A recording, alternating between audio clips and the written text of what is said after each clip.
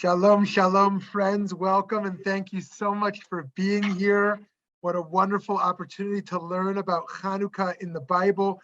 We're privileged to have our great partners from Bethel here and the opportunity to have an intro from Rabbi Mitzan Stein-Koken and perhaps even partially from Professor Stein-Koken as well. We'll see.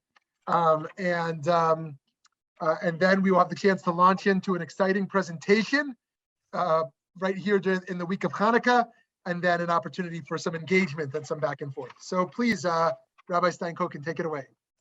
Yes, hello. On behalf of Bethel, I'm very excited, Professor Brettler, that you are here with us today. This is always an interesting topic. I get so many questions from congregants. And so welcome on behalf of Bethel. Welcome everybody from the Bethel community and the wider Phoenix and online community of Valley Beit Midrash. And I'm excited to listen, and I'll hand this over to my husband, Dr. Stein-Koken, to give you a little bit more of the honor and kavod you deserve. Hi everyone, Tzoraim Tovim, Hanukkah Sameach. Yeah, it's a great pleasure for us to have with us today Marc Zvi Brettler, who is the Bernice and Morton Lerner Distinguished Professor of Jewish Studies at Duke University. Alongside first-rate biblical scholarship on topics such as God as King in its Israelite context and the Book of Judges, Professor Brettler is also highly involved in working to make academic research on the Bible accessible to wider audiences. On this front, he is the author of the 2005 How to Read the Bible and the 2012 The Bible and the Believer, How to Read the Bible Critically and Religiously. And he has also served as an editor for the New Oxford Annotated Bible and the Jewish Study Bible, two of the most important contemporary editions of the Bible in the English language. He is furthermore the co-founder of the Torah.com, a clearinghouse of articles on Parashat HaShavua, Jewish holidays, and a range of other themes. It's definitely worth going surfing there if you haven't already. And I'll add in particular, there's lots of great material on Hanukkah, so definitely make sure to do so at some point in the coming days. And I would be remiss were I not to mention Professor Brettler's direct role in two of the most intriguing recent ventures with regard to the Bible and Jewish-Christian relations. The 2011 Jewish Annotated New Testament, yes, you heard correctly, Jewish Annotated New Testament, and last year's The Bible with and Without Jesus, both co-edited or co-authored with Amy-Jill Levine. And now an equally intriguing subject awaits us today, since if we know or think we know anything about Hanukkah and the Bible, it's that there isn't anything to know, that Hanukkah does not appear in the Bible. And yet here is Marc Zvi Brettler today to speak precisely on Hanukkah and the Bible. We're excited and welcome. Thank you very much. I'm very excited to be with you. It's really wonderful. And I must say, it's hard to do new things in introductions, and that was a very lovely introduction. But I think that was the first husband-wife introduction I ever had, and I very much appreciate it. So happy Hanukkah to all, and let's get started in terms of background, just to make sure we're all on the same page. So for Hanukkah, we're talking about the Second Temple period, but I need to move back to the First Temple period, just so it is clear who is ruling over Israel at various points. So to remind you all, the First Temple was destroyed by the Babylonians in 586, and before that in 597 and in 586, some number of Judeans were captured by the Babylonians and went into exile.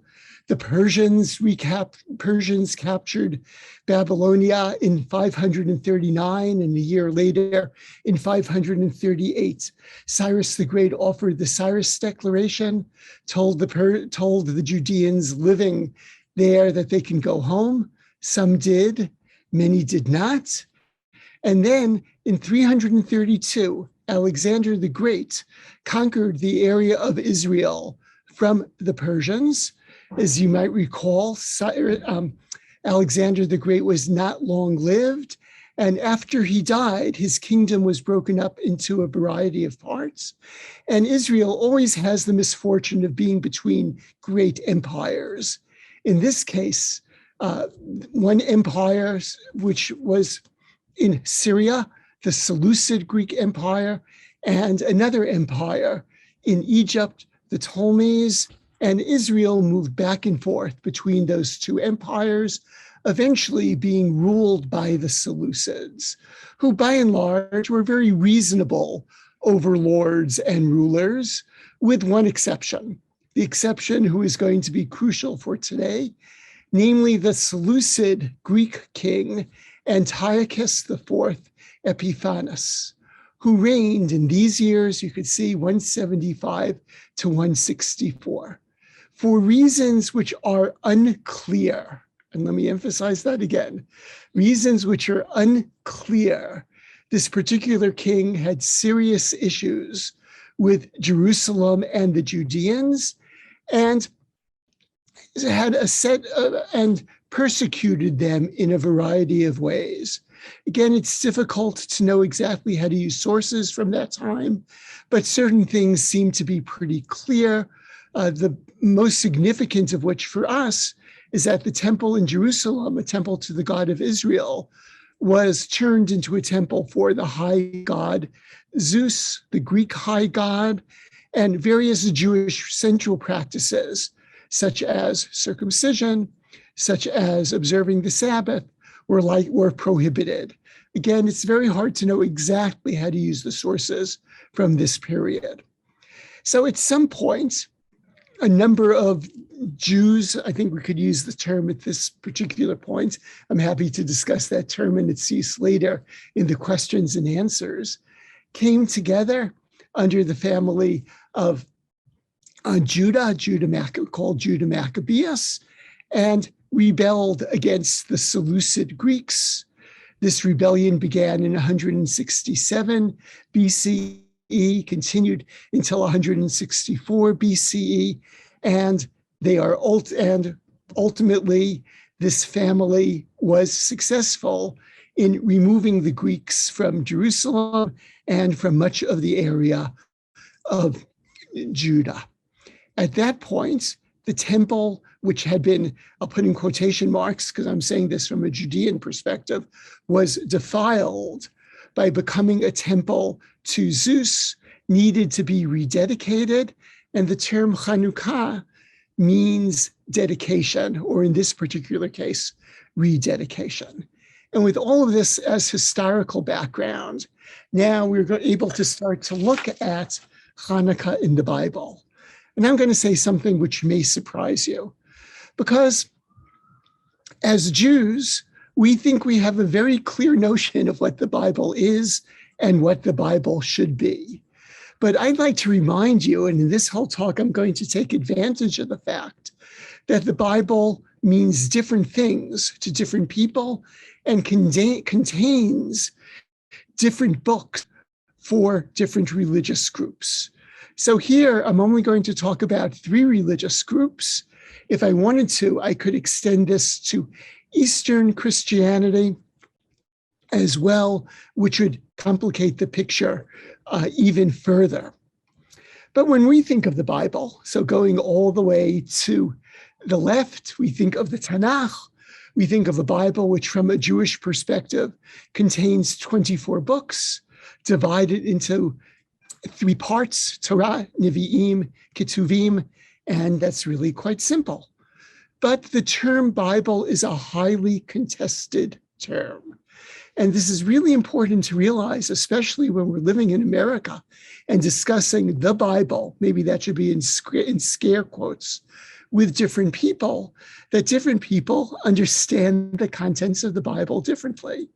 So thus, what we have in the middle, the Holy Bible, the New International Version, or the NIV, is the standard or a standard Protestant Bible.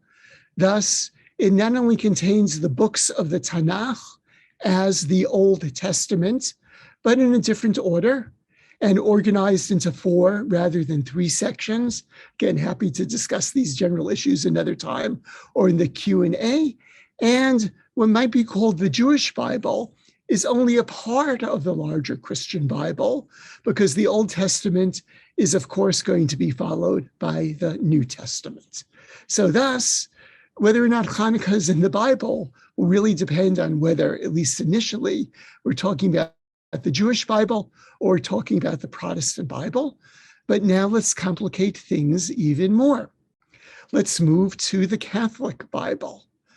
The Catholic Bible has more books in the Old Testament, I'm using that term on purpose from a Catholic perspective, than the Jewish Bible.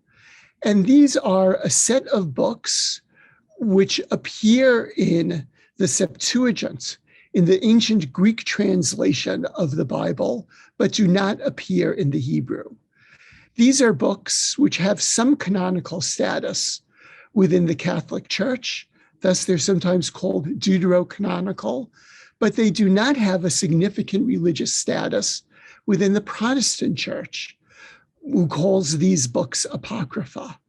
These include books such as the Wisdom of Ben Sirach or Sirach, and especially relevant for today, two books of Maccabees, First and Second Maccabees. So again, First and Second Maccabees are going to be part of this Catholic Bible, but are not going to be part of either the Jewish or Protestant Bible.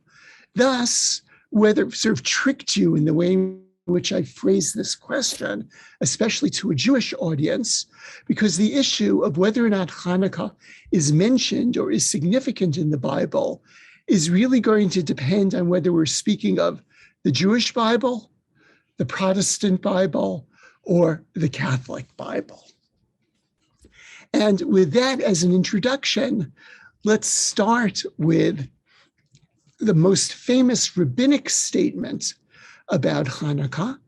And I just want you to note how unusual the introduction to this is, and to note how unusual it is that this particular text appears in the Babylonian Talmud. I don't want to get into the dating of the Babylonian Talmud. This is now getting more and more contested, but let's say 6th or 7th century. It contains earlier sources. This may very well be an earlier source, but it's very hard to date the earliest, how early these sources are.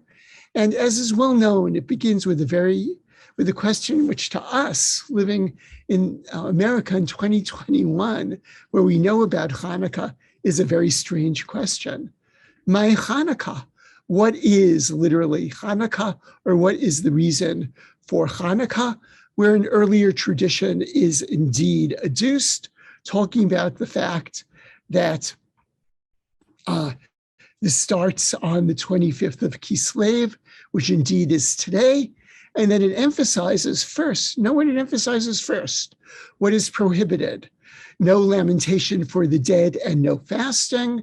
It then explains why: because the Greeks entered the temple, defiled all the oils, not the temple in general, but here the focus is on the oils.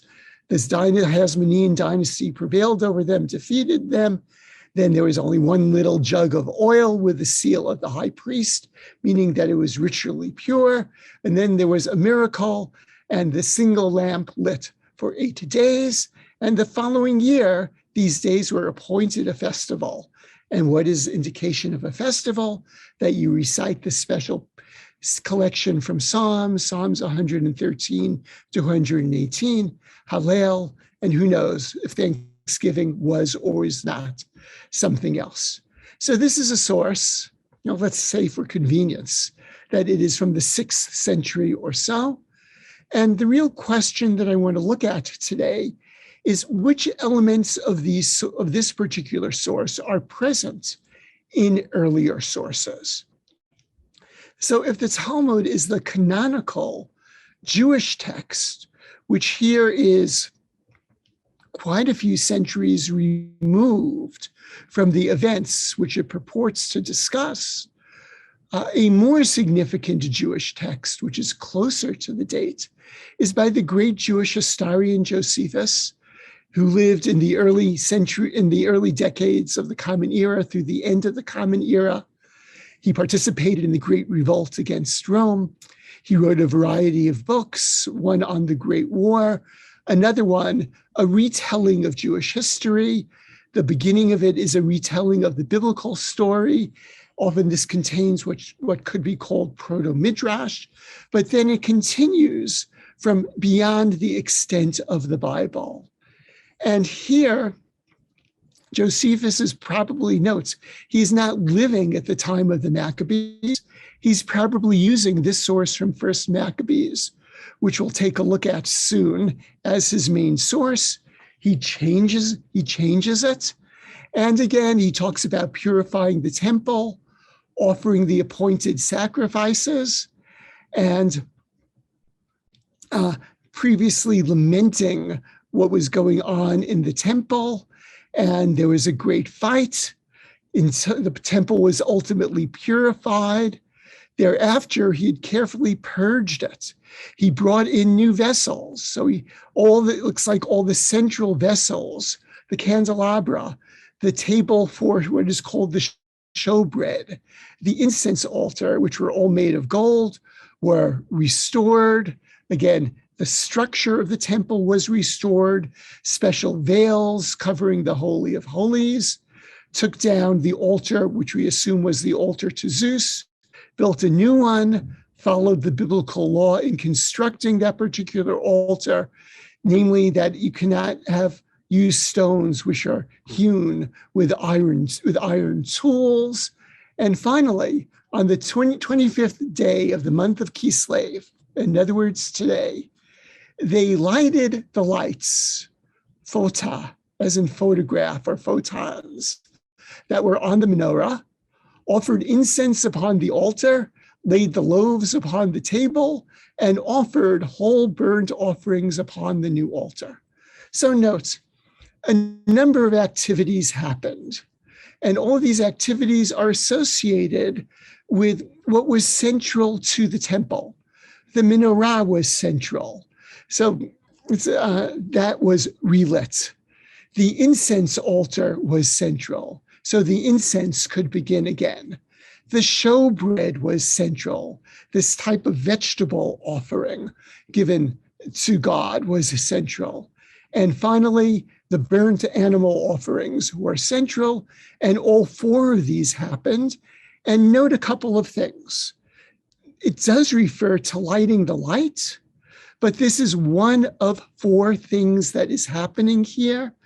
And absolutely nothing about the miracle of the oil is mentioned in this first century source.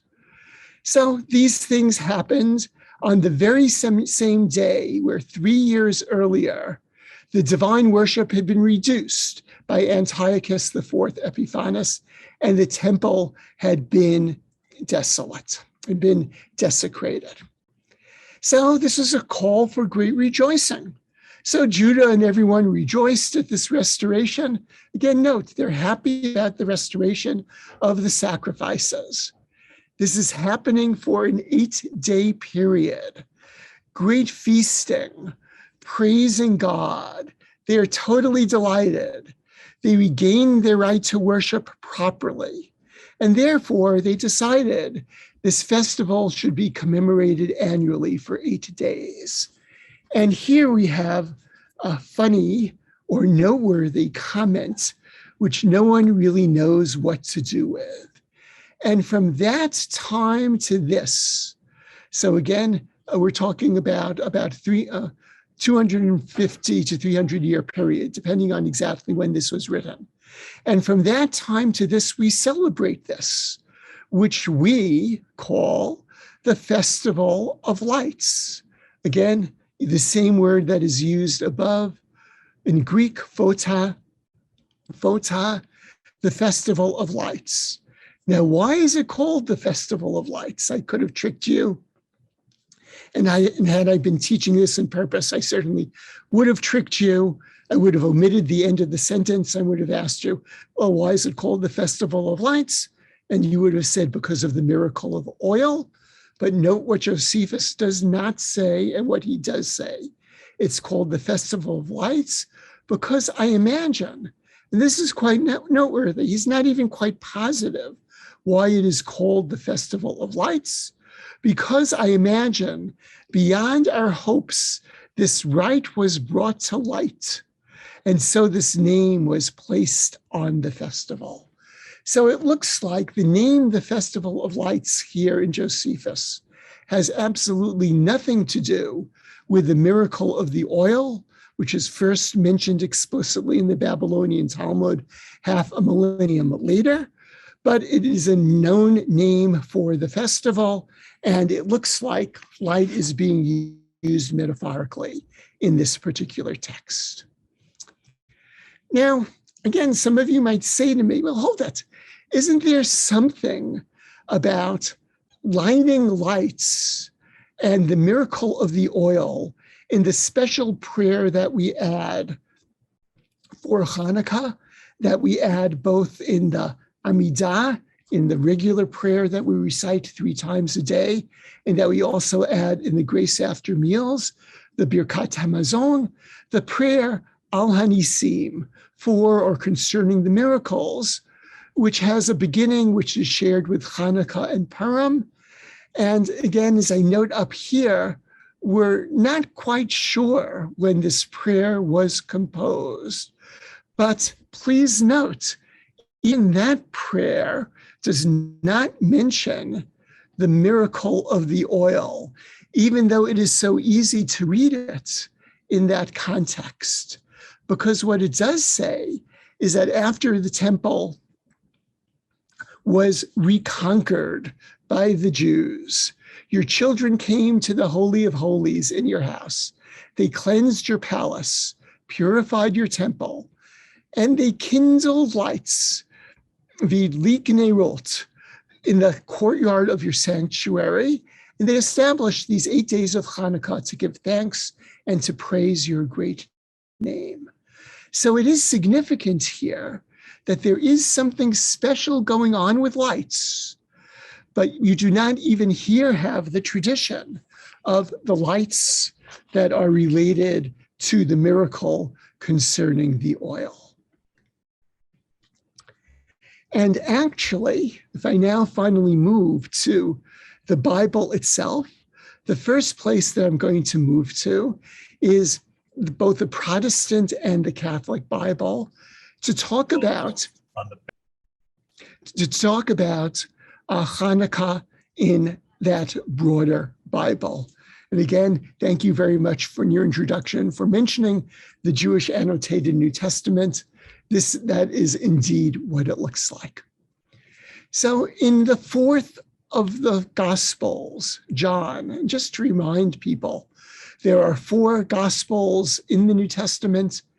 There were many other Gospels that circulated in ancient Christianity that were not canonized, did not make it into the New Testament. The first 3 Gospels, Matthew, Mark, and Luke, are closely related one to another and are called the Synoptic Gospels, while the 4th Gospel, John, does not have as many similarities to those initial 3 Gospels. Though it may have known them, it is more of an outlier.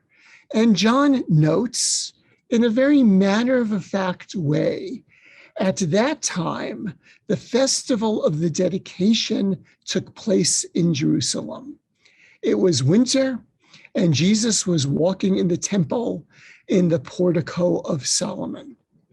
So this festival of dedication, clearly dedication in the Greek is related to the word Hannukah.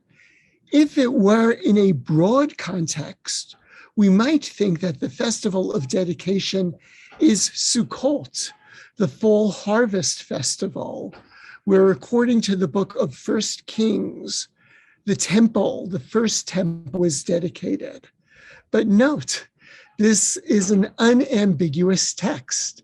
This is the festival of dedication, Hannukah, which is transpiring in the winter. So this is one of our earliest, this is a lovely irony, isn't it? That one of the earliest references to Hanukkah is in the New Testament, which of course was originally a Jewish book written largely, if not entirely, by Jews, written largely for Jews. So it should not be surprising that the author of John is making a calendrical reference to Hanukkah, and it is called the Festival of Dedication, and it is not called anything having to do with lights, in the way in which Josephus calls it. And as the note in the Jewish Annotated New Testament says, it is unclear how this feast was observed in the first century, which is totally true. We do not know, but we do have a sense that there was a feast. We know that it was called by at least 2 different names. It was called a Feast of Lights. It was called a Festival of Dedication. Maybe different groups called it by different names. Maybe different groups celebrated it in slightly different ways. We are really not sure.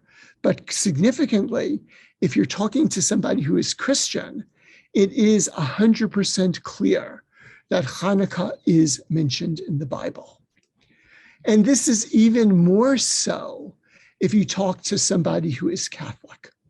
Because as I mentioned, there are several books called Books of the Maccabees, at least 4 of them that were written in antiquity. 2 of them made it into the Septuagint, into the Greek Bible, and thus made it into the Apocrypha, into the Catholic Old Testament in some sense. And if you want to read more about these, since in the introduction you were kind enough to mention the Torah.com, Professor Daniel Schwartz of Hebrew University just wrote a great piece for us on the difference between First and Second Maccabees, where they were written, who wrote them, their different perspectives.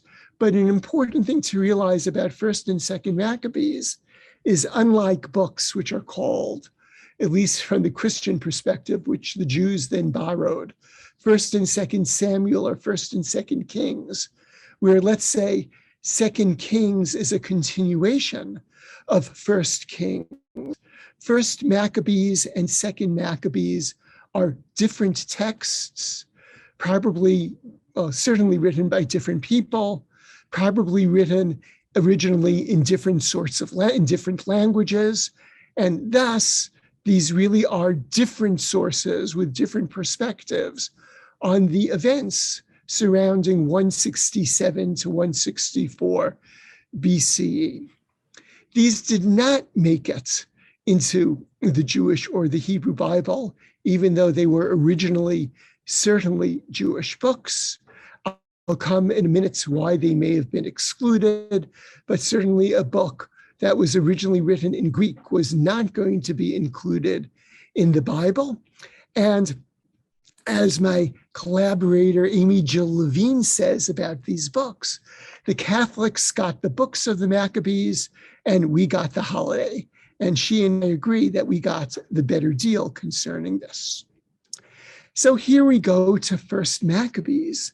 And again, let us see what is both written there and what is absent from this particular account. And I remind you, as I said earlier, it very much looks like Josephus is using this as his main source. Again, it's happening in the 25th day of the 9th month. So we're counting months from Nisan, from the spring at this point.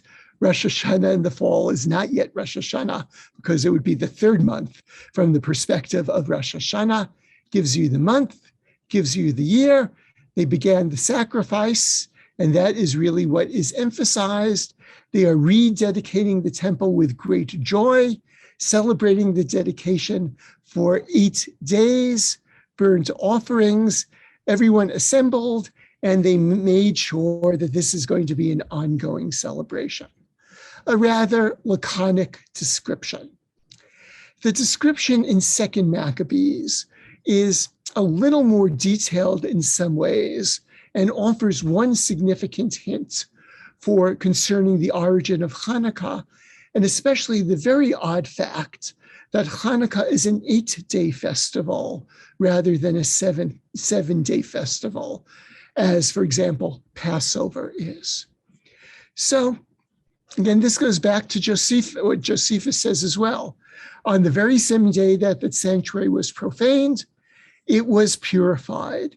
And this is seen as a significant sign of divine providence.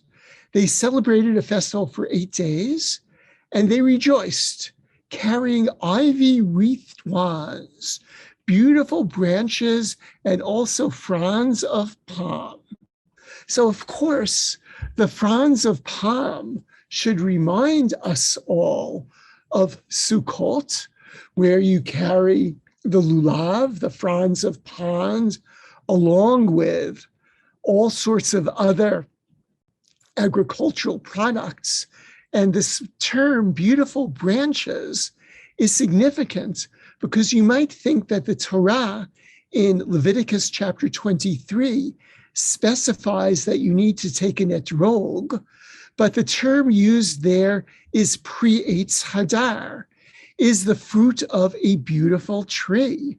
And that is exactly what is referred to here in 2nd Maccabees. In other words, what they are doing here is they are commemorating Sukkot 2 months and a few days later. And again, they're offering hymns and so forth. And there's a decree that these should be observed forever. So thus, you start putting this together, and especially using the 2nd Maccabees as a central source. It looks like, well, one of the things that we know is that Sukkot was perhaps the most central festival in the Second Temple period. It could be central, unlike Passover, because it is after the harvest season is done. So you truly could come to Jerusalem. You could do Aliyah Regel. You could ascend to Jerusalem, and you could enjoy yourself because you're mostly done with the agricultural season. The crops have been picked, and the rain has not yet begun. It is not yet time to sow the new crops. And that is why in both biblical and rabbinic literature, Sukkot is called Hechag, the festival. And what is going on here is they missed celebrating Sukkot. And I remind you that in the Bible, for example, in Leviticus chapter 23, Sukkot sort of straddles being a 7 and an 8 day festival.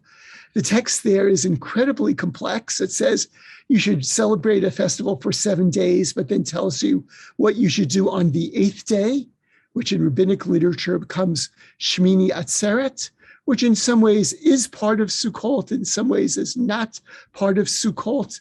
But altogether, this becomes a 7 + 1 day equal 8 day festival, which was the most central of the festivals in Second Temple times. Clearly, the commemoration of it was missed. There were still palm fronds around. And therefore, it was celebrated, if my arithmetic is correct, 2 months and 10 days later. This is a new Sukkot. And of course, celebrating Sukkot then makes sense to go back to something that I said earlier about the way in which the dedication of the Solomonic temple is described in the book of 1 Kings. That too is happening on Sukkot. So Hanukkah originally, as an 8 day festival, is a replacement for Sukkot, which was missed that year, or missed for 3 years, because the temple had been defiled and the Jews were unable to come there. So why are these texts found in the Christian Bible and not in the Jewish Bible?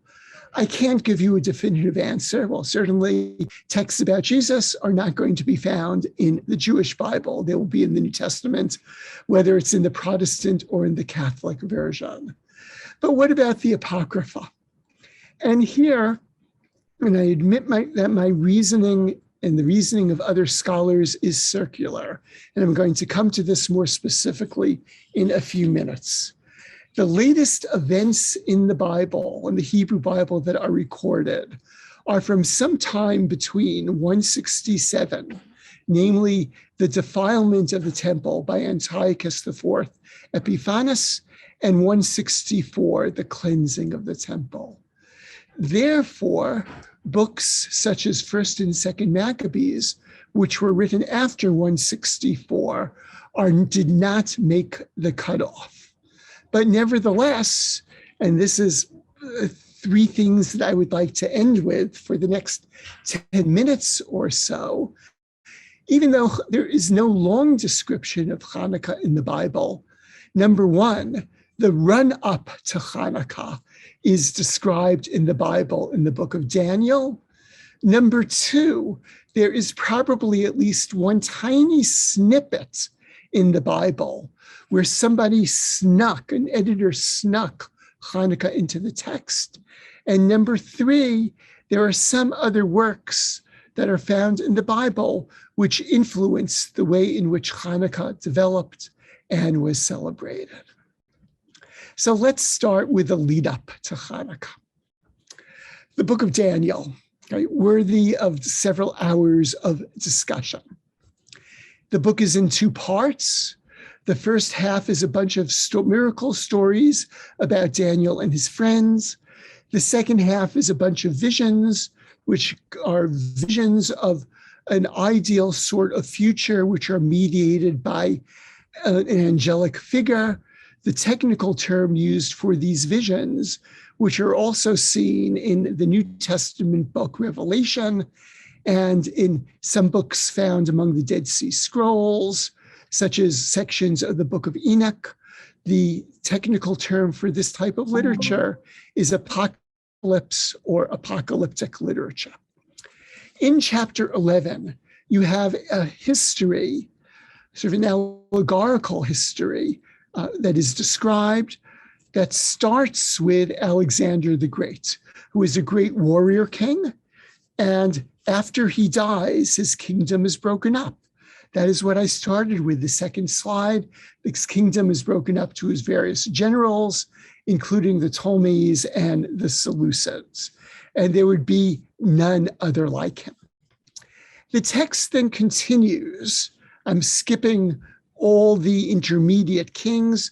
So I'm going from the 320s when Alexander died to 167, where again, there is no explicit mention of Antiochus here, but there is a description of a king who desecrates the temple, sets up an appalling abomination, likely a reference to the statue of Zeus. There is a persecution of many people who suffer captivity and spoliation. This king does as he pleases. He exalts himself. This is a time of wrath, at least for a certain number of years. He honors his own God and so forth. And the description of this king ends here in verse 39. Daniel chapter 11, from verse 1 to verse 39, neatly fits everything we know about Alexander the Great and his successors. Starting in verse 40, the story in this chapter has nothing to do with what actually happened with the history on the ground. The author is simply making up what he thinks is going to happen next. This evidence suggests that this section of Daniel, and perhaps the entire book of Daniel in its final form, was written after 167 BCE, namely after the persecution started, but before 164, after the temple had been cleansed. And the same thing is true with this reference in Daniel chapter 9, where this he is likely Antiochus IV, who is changing laws and so forth. So thus, as I say, in terms of the Hebrew Bible itself, you do not have a description of Hanukkah, which is a cleansing of the temple in 164, but at least in these 2 places in the book of Daniel, you have this allegorical, sort of figurative sort of description of the despoiling of the temple, the events that led up to the cleansing of the temple in 164, which ultimately were commemorated by Hanukkah. There is a piece, I believe, and again, for all of these things, there are some of the Torah.com pieces that you can take a look in more detail to find out more material. If you just look up the Torah.com Hannukah, and please be sure to put the word the before Torah, you'll be able to find all of these pieces. The introduction to the psalm that we recite every morning at the end of services for Hanukkah has a very odd superscription or title. It runs in Hebrew, because it's really only in Hebrew that it sounds so strange. Mizmor Shir Hanukkah Habayit LeDavid.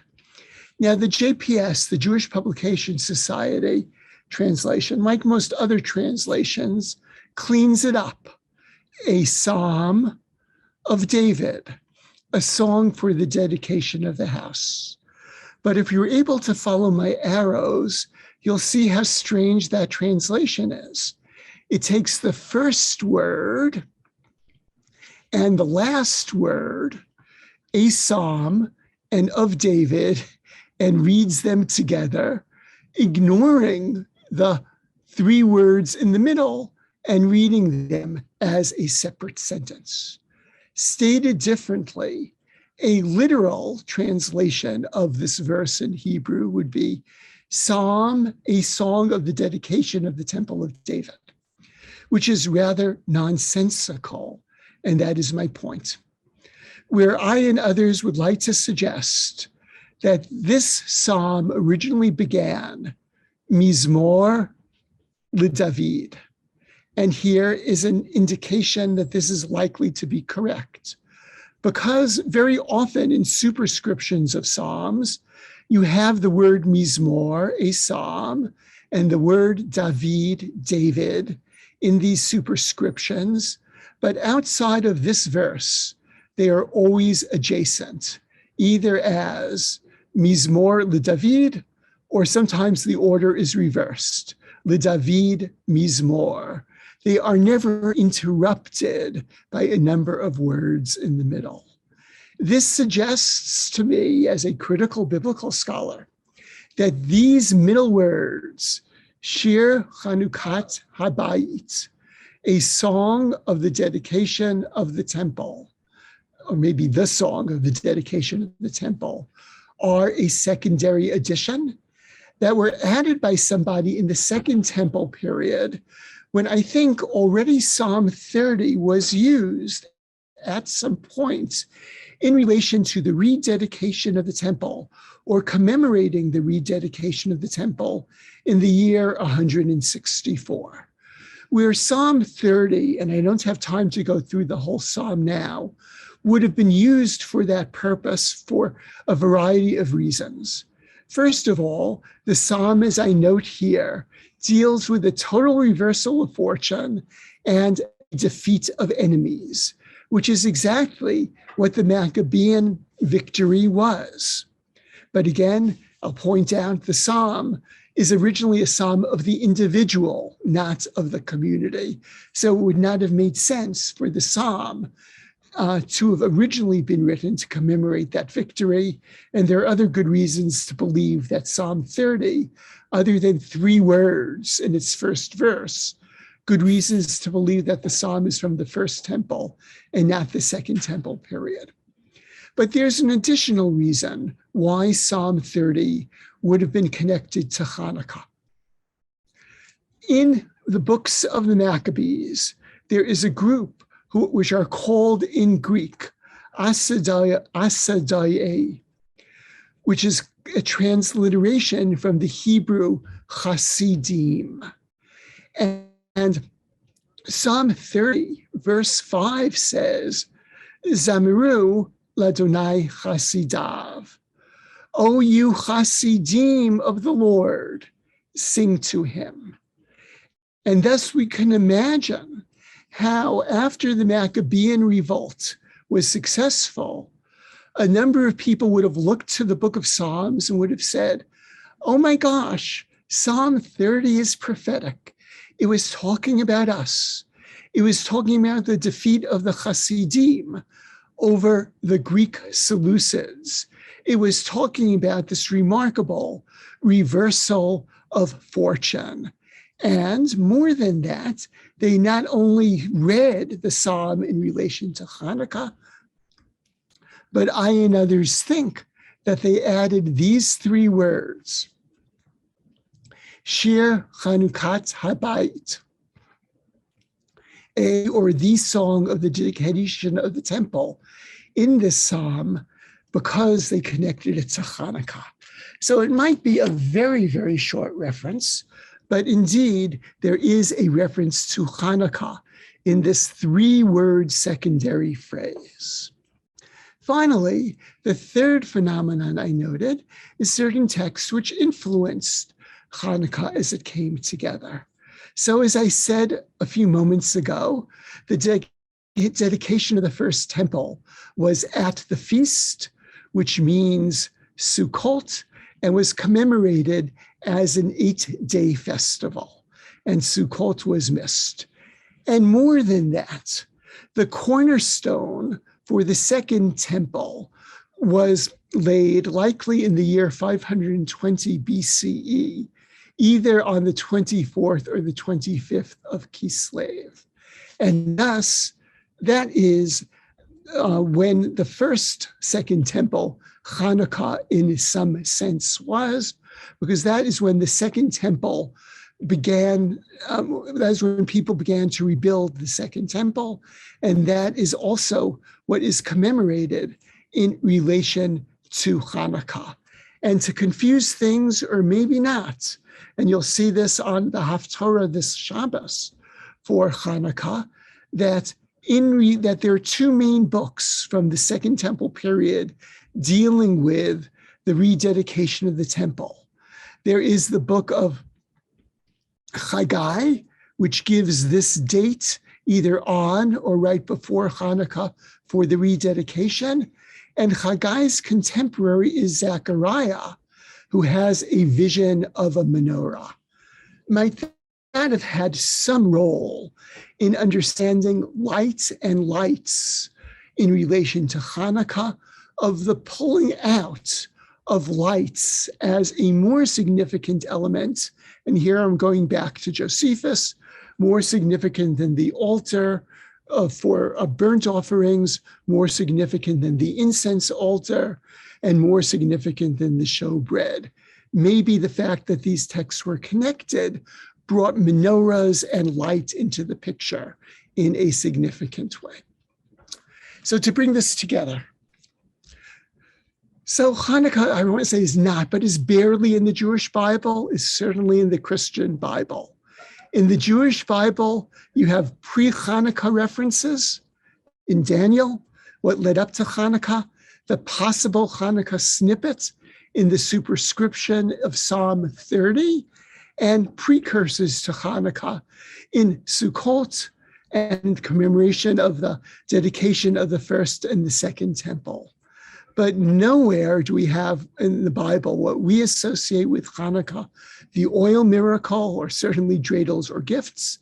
And the earliest mention of the oil miracle indeed is in the Babylonian Talmud. Some of you may find this to be disturbing, but I do not. I find this encouraging.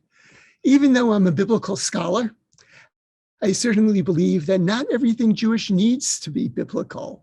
And part of being Jewish, as I say here, is appreciating how Jewish ritual develops over time, and how each of us even needs to think about our role in contributing to the development of these rituals over time. And with that, I will wish you all a happy Hanukkah. I will stop sharing my screen, and I'll be delighted to take questions from you. Amazing. I see a first hand up here from Rabbi Michael Belinsky. Hi, Rabbi Michael Belinsky. It's a pleasure. Hi, Professor Brettler. Good to see you. Thank you. Sure. That was wonderful. I guess in the last point you made about the appreciation, the development of Jewish ritual, and seeing that, and seeing that as part of your whole, I think, religious understanding, but it's still the popular notion of Hanukkah is not just an evolved ritual, it's a story that's claiming a certain history in terms of the miracle of the oil. So that the fact that you listed, and there's no mention of dreidels and gifts, you're right, but big deal. So I guess, how do you see that do you see more of a religious tension there, or how would you sort of explain that piece? I would explain it as the light, the significance of light is very important even in early Hanukkah texts, in early texts related to Hanukkah. So to bring this together perhaps better than I did in the presentation itself, you have it in Josephus, where again, it's a very, very strange text. You have it in Al-Hanisim, V'idliku neirot b'chatzot kodshecha. They lit lights. You have it in some other, you have it in Josephus also is one of the four elements, emphasizing the rededication of the menorah. And I think that this notion of light being so significant to this text, to this festival of dedication, was floating around. And I think at some point, someone in the tradition, and I'll use the word created the tradition about the oil. And was really wondering, as I am as a scholar, as I am about Josephus, why is this called the Festival of Lights?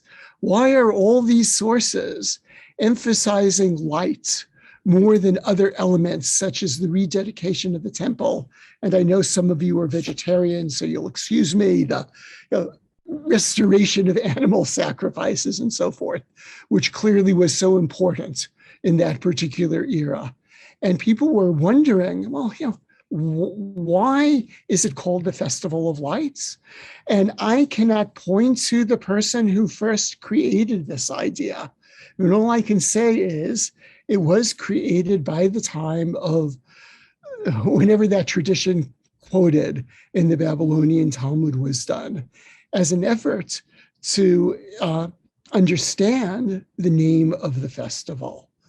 That's really the best I can do. And I know it's not historical, but quite frankly, I know that there are a lot of things that we commemorate which are not purely historical. So for me personally, I don't find this any more disturbing than many of the other Jewish rituals that I do, which I know have a specific beginning time in history. What is so surprising about this particular ritual is we really do not understand any better than what I just said of how it just started. Okay, you good enough with that, Michael? That's fine. That's very helpful. Thank you. Professor Brettler, we have questions pouring in. Our next one is from Wendy Razov, who asks, any comments on the prominence of women's stories related to Hanukkah, Judith and Hannah's and her sons? Of course, that could be a class itself, but if you want to share some. Yeah, that is a whole class. So it is significant, and that's very important. These are not stories that the story of the seven sons, I think, is in 4th Maccabees. It's not in 1st or 2nd Maccabees. And Judith, of course, is a book which is in the also a book in the Apocrypha, so it's going to be a Catholic book. These are clear indications of Second Temple literature that are fully considering women to be part of the community, and women are absolutely central to what is going on according to those particular sources. Now, I just emphasize those particular sources because when you read 1st and 2nd Maccabees, you do not get that picture.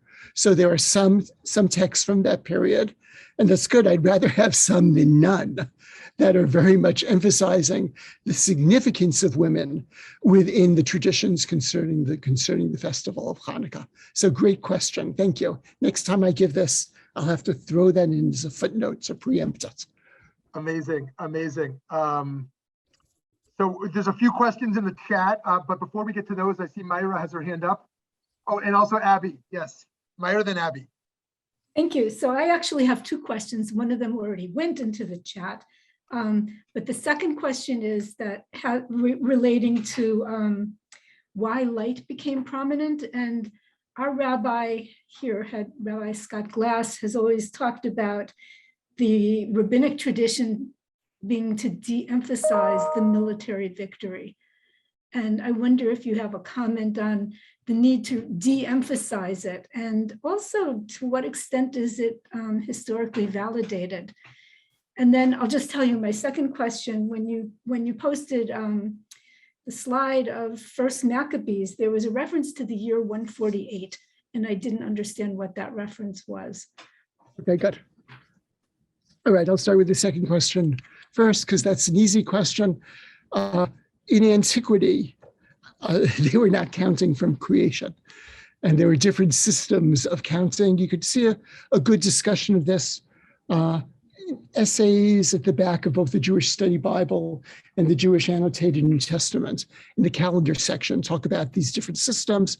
And there was a system that was used, what is called in Hebrew and used by Jews, of minyan shtarot, which had to do with the beginning of Seleucid rule. So that was one way of counting. So that's an easy one. About the rabbis de-emphasizing the military might. Most people, and I think I do as well, agree with what your rabbi has said. And again, this is for both internal and external reasons. And that's important to emphasize. There's an internal reason where sort of Jewish ritual has more importance than Jewish power. And that's important internally, especially if you're relatively powerless. Okay, that's especially going to be true in the 4th century, after Christianity becomes the official religion of the Roman Empire. But secondly, also to the extent that what you're saying makes claims outside, you really do not want to make a very loud claim that you are small and able to defeat the great and mighty empires. So therefore, both internal and external reasons, the military might ends up being de-emphasized. And of course, it also is going to be de-emphasized because remember, among the earliest rabbis, the rabbis of the Mishnah, are living after the terrible defeat of the Bar Kokhba revolution. So they're living in a period in which military might did not succeed at all, both in reality and, again, if you look, this is a question about history, but if you look at the section that is part of the Yom Kippur liturgy, the martyrology, I mean, rising up against the Romans was a terrible decision. So that this notion of rising up is not against the superpower, is not something that rabbis living after the Bar Kokhba revolution of 132 to 135 of the Common Era would tend to emphasize. Thank you. And then I just want to add, as I was asking the question, I realized, I think it is actually the last line of the Haftorah of Zechariah, not by power, but. Yep, lo b'chayil v'lo b'koach ki'im biruchi, yes. So then it's ironic that the state of Israel chose the menorah for its emblem, in a way. Yes, that is quite an irony, but that's the menorah. Gets Stephen Fine and he'll give you a whole talk about the menorah. Very good. Okay, Abby.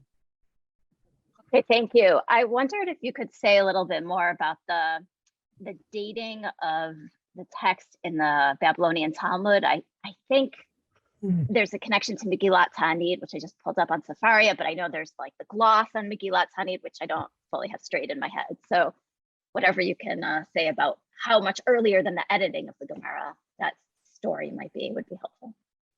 All I could say, I wish I could answer you, Abby. All I can say is that it is earlier than the editing. And there's a debate among scholars of whether this is a Beraita, an earlier source from the land of Israel. And if it's an earlier source from the land of Israel, then it is going to be significantly earlier. Or if it is so-called a Babylonian Braita, and whether Babylonian Braitas really exist, and if they do exist, how much earlier they are than the ultimate codification. So I really wish I could date this particular text. I can't. And yes, this is connected to what is called, the Scholion, the type of commentary to Megillat Ta'anit, which also is a little hard to date. If you want to see more information about that, Vered Noam wrote a piece on Megillat Ta'anit and the Scholion to it for thetorah.com. So take a look there. Okay, friends, I think we're just at time here. So we thank you all for joining. I'm sorry if we didn't get to some of your great questions. And thank you, Professor Brettler, for this excellent presentation. Very exciting. Yes. I want to thank all of you. There are a few of you out there I really do know in person. So it's a pleasure to see you. And thank you very much for joining me this afternoon. And I hope you all have a wonderful, wonderful Hanukkah. Thank you. Good to see you very much. Too. Thank you. Thank you, Beth. Thank you.